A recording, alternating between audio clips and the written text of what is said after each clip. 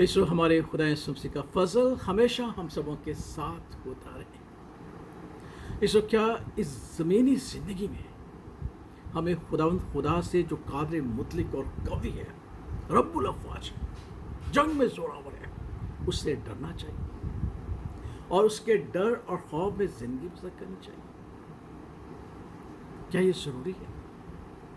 जो हाँ, बेशक बेशक खुदावंद ने हमें ये तालीम दी है कि हमें दुनिया से नहीं डरना चाहिए, दुनिया की मुसीबतों से नहीं डरना चाहिए, दुनिया की परेशानियों से नहीं डरना चाहिए, लेकिन हमें खुदावंद से डरना चाहिए।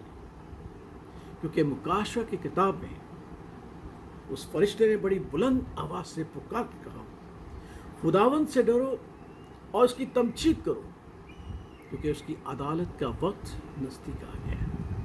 हमें खुदावंद से डरना चाहिए और उसकी बंदगी करनी चाहिए, क्योंकि उसकी अदालत का वक्त नज़दीक है।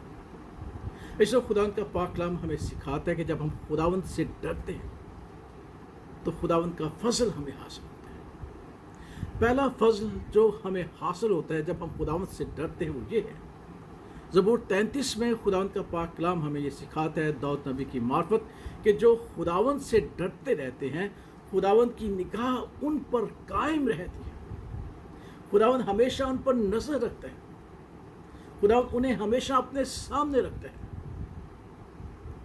जो खुदावंद से डरते हैं खुदावंद की निगाह उन पर रहती है, और जब हम खुदावंद की निगाह में रहते हैं, खुदावंद के सामने में रहते हैं, खुदावंद के सामने रहते हैं, तो इसो हम में एक इत्मीनान और एक तसल्ली होती है कि वो जो ज़मीन और आसमान का खालिक और मालिक है, वो जो कादिर मुतलक खुदा है, उसकी नज़र हम पर है। और जिस तरह हम अपने बच्चों पर नज़र रखते हैं, जिस तरह हर एक अपने बच्चों पर नज़र रखते हैं, उन्हें मुसीबतों से बचाता है, मुश्किलों से बचाता है। अनगिनत मकामात ऐसे हैं जहाँ खुदा हमें बचाता है, क्योंकि वो हम पे देखते हैं और हमें वो रोक लेते हैं। इसको कहते हैं कि मुबारक हैं वो जो खुदा से डरते हैं, क्योंकि खुदा की निगाह उन पर रहती है। दूसरी बात, हम बड़े वसूख से कहते हैं, ईमान के साथ ज़बूर 23 को पढ़ते कहते हैं कि खुदावंद मेरा छुपाने और मुझे कभी कमी ना होगी। लेकिन ज़बूर हम 34 में देखते हैं कि खुदा का पाक कलाम सिखाता है जो खुदावंद से डरते हैं उन्हें कभी कमी ना होगी, जो खुदावंद से डरते हैं उन्हें कभी कमी ना होगी।